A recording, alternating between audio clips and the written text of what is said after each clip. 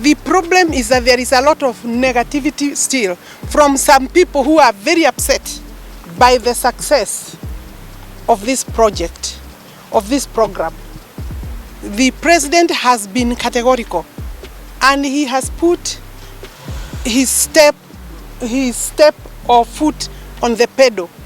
We as implementers, we have enjoyed great support from His Excellency the President, including very deep conversations about the pricing, about the sizes, and about discussions to ensure that the target group, there is no way you can get 2 housing units. If you have money, please, you are not the target. Your target is not affordable or social. Your area is the market, because the market is basically, and I would like my brother, the journalist who has asked about the sizes, I would want to look for our market sizes. They are still more or less half the cost of the ordinary market, and the sizes are good and comfortable. I mean, what maybe you are talking about. But this, I could live in here. They are cute. The environment is good. We will do the entire landscaping and ensure that also security wall is tight and neat. The naysayers. The other day I was very saddened by former Deputy President's statements. He has forgotten that he was part of the team. He has forgotten that he has launched some of these projects himself, alone or jointly with His Excellency the President. And he was our champion.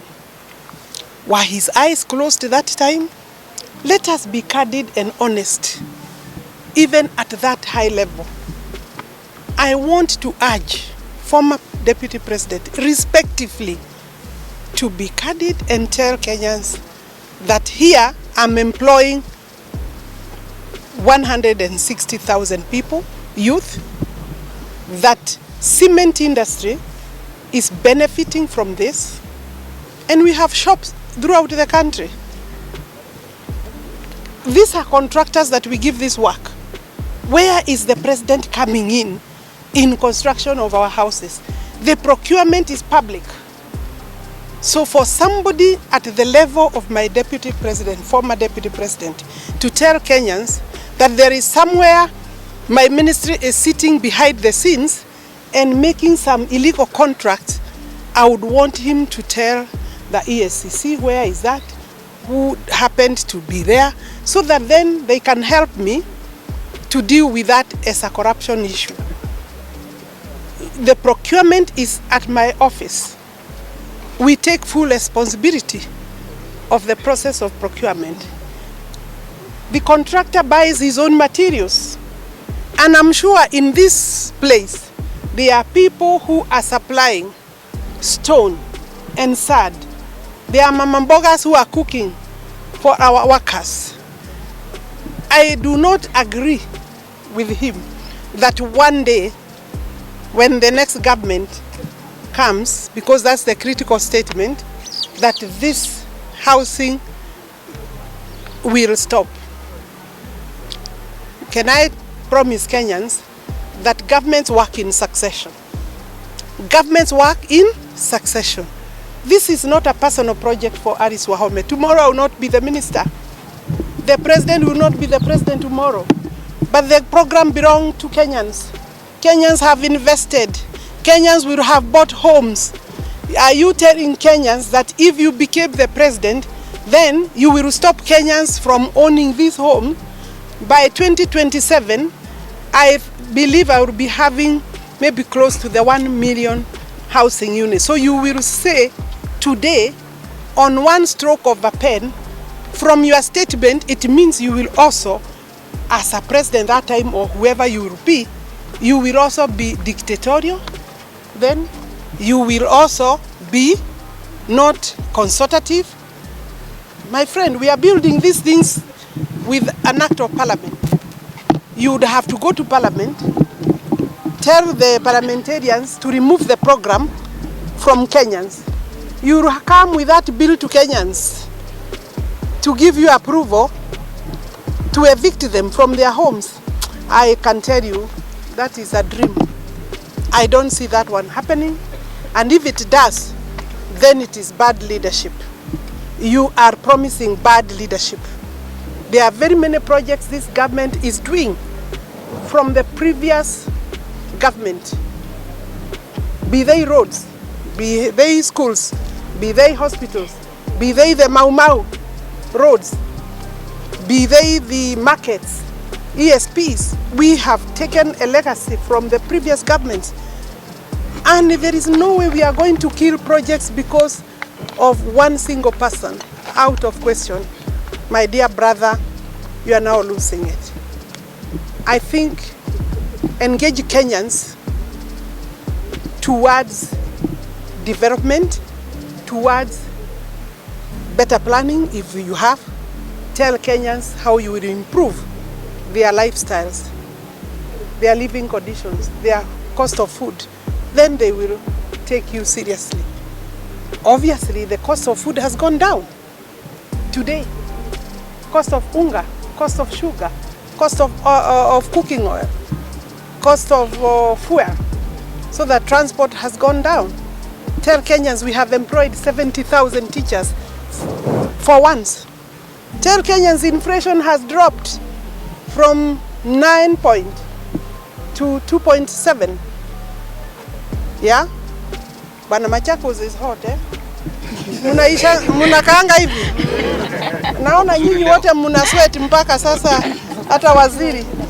That's the end of the press conference.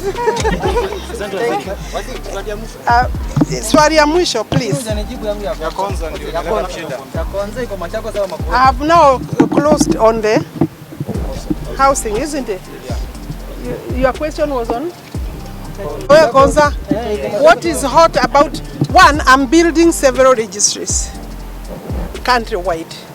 We have a registry in Wote because it's part of devolution, and we will be moving not the registry in Machakos. We will be moving registration for Makueni from Machakos because it was not there to Makue, land registration to Makueni. The registry here will stay. We are also building a registry in Mavoko with the assistance of the governor, Machakos County. Any documentation that may have an issue, may it be boundary issues, that is not necessarily registration, land registration issue. But we are able to tell where your documents should reside. I mean, that's the work of my technical teams, so that there is no conflict. I think there is a general fear that I'm closing either here and taking titles, documents, registration work of Machakos County to Makueni, far from the truth. So, Konza documents, I know registration of titles, some have been in Nairobi for reasons of the regime under which they are registered. But as we convert them into blocks, they are now moving into their local registries. So if your title is in Konza or around there, the technical teams will be able to tell you which is your adjudication section, and you will remain in your adjudication section. Sometimes within the county there is only one registry. And that's why the need for people not to go far. So there is no way I'm removing you if you are in Konza and you are going to Makueni, sijui where, Wote. Wote will have its own work. And we will look through and see what needs to remain in Makueni and what needs to remain in Machakos. But don't put me into those disputes.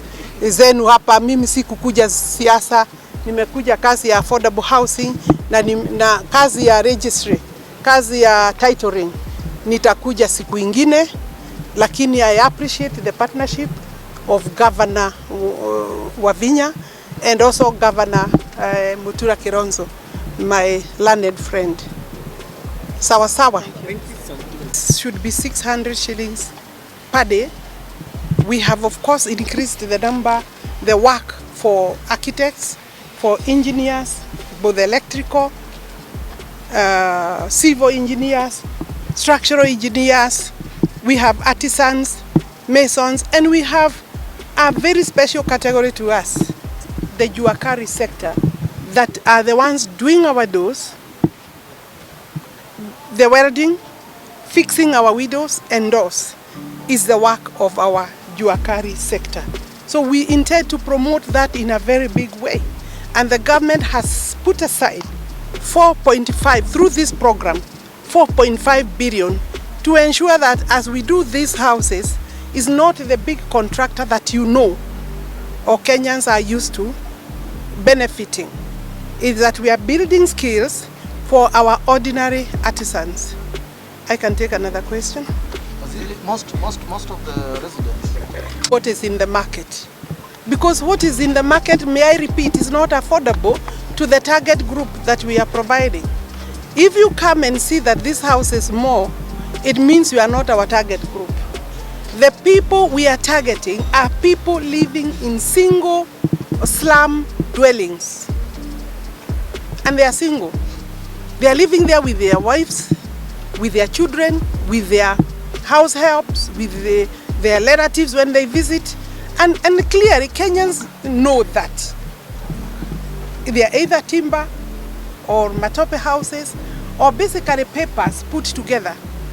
And you are paying for 3,000, 2,000 per month, a home that you really are calling a home just because you have no other choice. And generally, you know, my good friend, that house then is not even yours. So if the government is coming with a program that as Kenyans we are participating and ensuring that as you live in, the home becomes yours. I can tell you, this particular site has expressed interest of over 2,000 people that have made inquiries of how to own these houses. So it is true, they ask more. And these are not the sizes in the market. And for them to be affordable, we're not providing luxury. We are providing a lifestyle that removes you from indecent or uninhabitable, basically very poor living conditions, where you would not even want as a Kenyan to continue living, but that's what you can afford at that stage. This house has all the facilities, and we will also assess the surrounding, tell Kenyans how you will improve their lifestyles, their living conditions, their cost of food. Then they will take you seriously. Obviously, the cost of food has gone down today.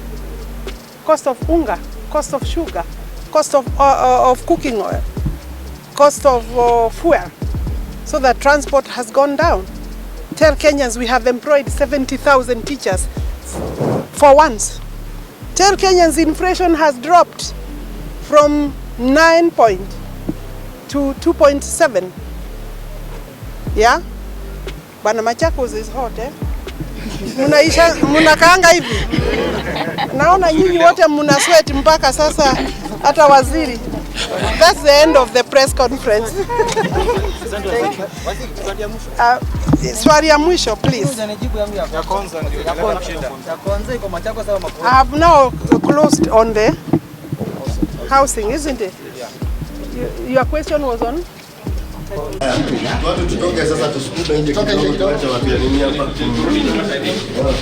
Fantastic. The work? The furniture. The furniture? This is fantastic, eh? How I look at it. Yes. Ah, good.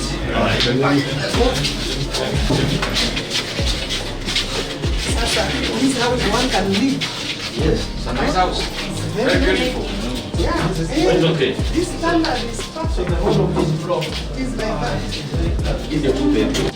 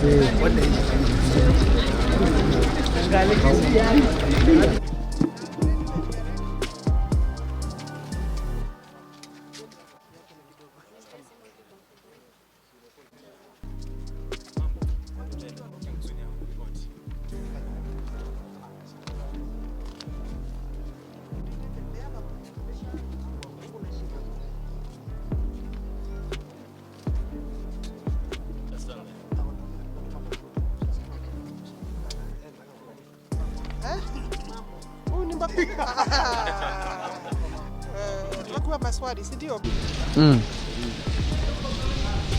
Hapa kwa wana mundu waende toke ngandu ama nende ndesi. Nuko la kombo. Andaga unizujila ya arusi ya kwa. Ndio mzuri.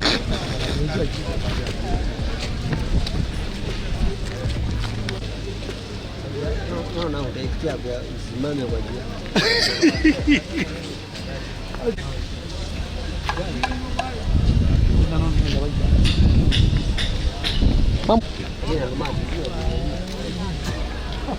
Isi mweti ndio baba. Usio waje ina. Ninyi na munenga na ba madam muzu. Na wewe na wangu yo ndume anaweza ndume. Mambo wewe. Wakulema. Hawaje.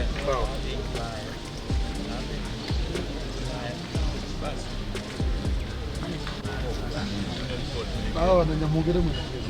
Ba si emema wewe ina kasongo kwani kwa Kwa umwe mwa anguka nayo. wanege. Wangu umwe anguka nayo. Kasongo. Yayo baya ni makamba. Na kuito beta hapo yenda. Na mama ni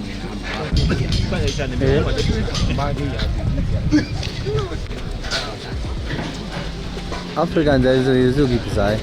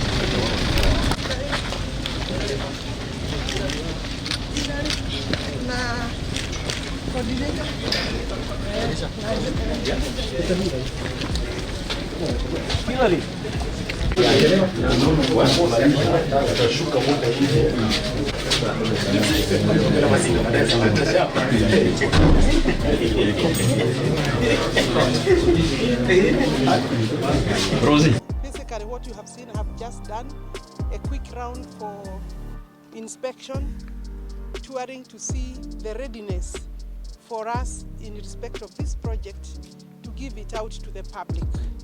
It's one of our first projects. In fact, this is our initial design, ground plus 4, but by and large, as we moved on to save on the land, we have been now changing our design and converting the initial design to ground plus 9, and in other places, depending on the site and the land, we have ground plus 14 up to ground plus 20 in different places.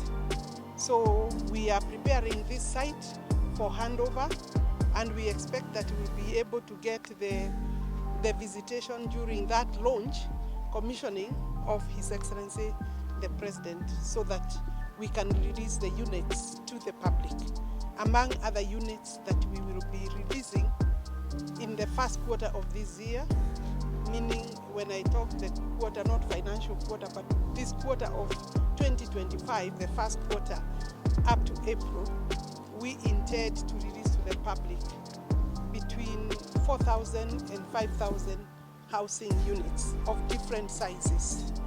And the typologies or the types of houses. Speaking from Machakos, I want to remind Kenyans that we have studio, we have a 2-bedroom, we have 3-bedroom, and we have 1-bedroom. But the typologies, in terms of our category, we have social, affordable, and market. We have social, affordable, and market. The difference between those three is one, the size of the unit by measurement, and the price. Of course, the smaller the size, the less price that you pay.